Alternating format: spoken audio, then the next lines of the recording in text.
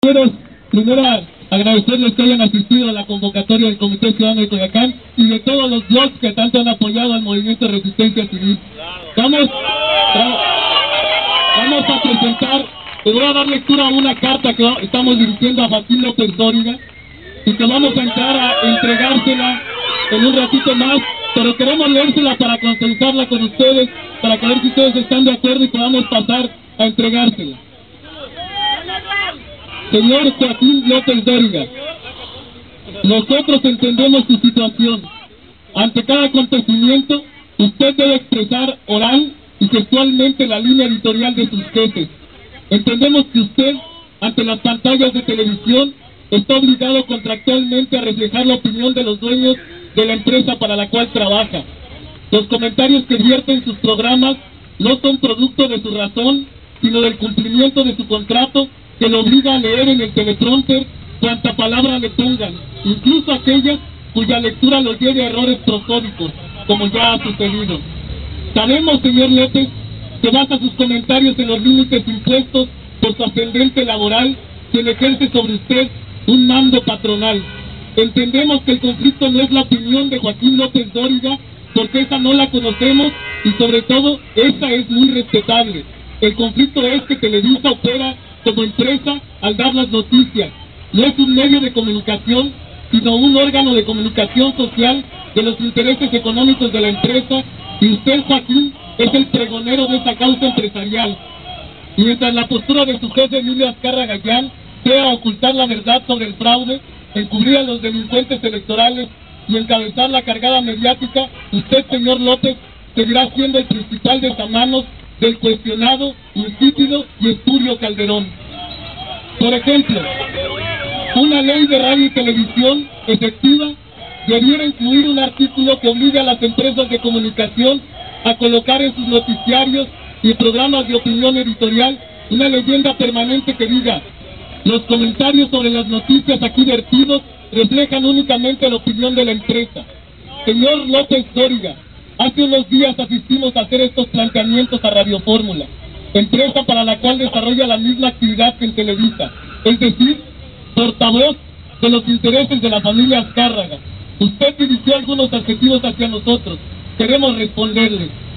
Los empresarios de la radio y televisión pretenden adueñarse de las percepciones, intentan monopolizar los conceptos como la belleza y la bondad.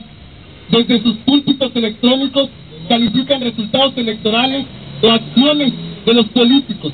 Repiten, por ejemplo, hasta el hartazgo los videos donde aparecen periodistas, pero condenan al archivo los audios donde se escucha el Baister Gordillo hablando con el gobernador de Tamaulipas, o aquel donde el despreciable Kamel Nasif impone al diputado Gamboa Patrón la agenda legislativa, tal cual lo hizo Televisa con el mismo diputado.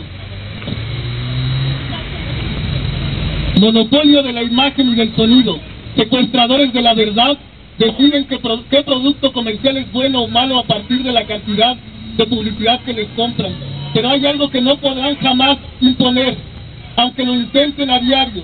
Ustedes no tienen el monopolio de la palabra y el verbo. Podrán influir en muchos sobre cómo deben expresarse, pero ni negándoles la imagen o la transmisión podrán callar las voces de los que disienten. Usted nos adjetivó violentos verbales, señor López Dóriga. Nosotros le respondemos: usted nunca tendrá el monopolio de la violencia verbal. Adusto pretende sancionar desde su micrófono la forma en que se expresa el movimiento social. No lo vimos chistar ni en gestos cuando el mínimo Carlos Marín adjetivó como vividores a los integrantes de la APO. Nuevamente le decimos: sabemos que su opinión es dictada desde las oficinas de la vicepresidencia de Noticieros Televisa. Es un objeto de la lucha empresarial de los dueños de sus palabras por silenciar las voces que reclaman el fraude electoral al que apostaron. Se equivocaron usted y sus patrones. Sus compañeros locutores, como el desempleado Víctor Trujillo, se equivocaron. Su apuesta por un fraude que llevaría a Felipe Calderón a la presidencia de México se revertirá. Más temprano que tarde, la caída de sus niveles de rating les irá demostrando que Felipe Calderón es un peligro para Televisa. Salga a las calles, lejano López Dóriga. realice un trabajo periodístico.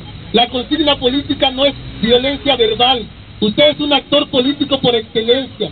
Al ser una persona pública, que opina sobre la cosa pública, debería asomarse a las calles, camine por las colonias populares, se dará cuenta que la violencia verbal, incluso la suya, que además de ser poderosa y incisiva, es nada comparada con lo violento de la pobreza y la injusticia, que sumado a la falta de democracia, hacen de este México real un motivo de lucha para transformarlo. Después de esto, usted seguirá cumpliendo con sus contratos, nosotros cuestionando su falta de profesionalismo. Pase lo que pase, el 20 de noviembre México tendrá presidente legítimo y será Andrés Manuel López Obrador. La realidad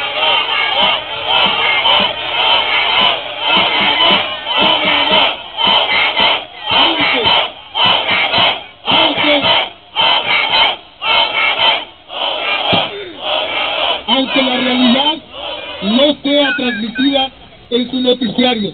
Saludos de la resistencia civil pacífica.